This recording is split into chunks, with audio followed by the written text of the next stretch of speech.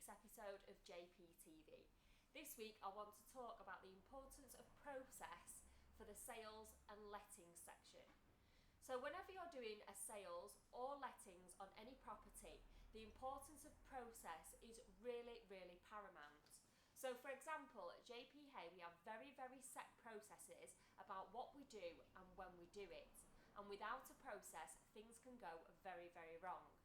So if you're intending to let your property yourself, you need to ensure there's a strict process leading up to the point that your tenant moves in, including things such as paperwork that needs to be completed, tenancy agreement, inventories, etc.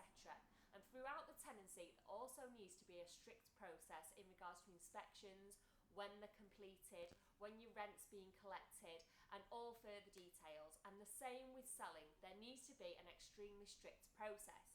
If you don't have a process, things can fall apart, especially when it comes to things such as deposit returns, or if the tenant's asking you any questions about any documentation, or when their property will next be inspected.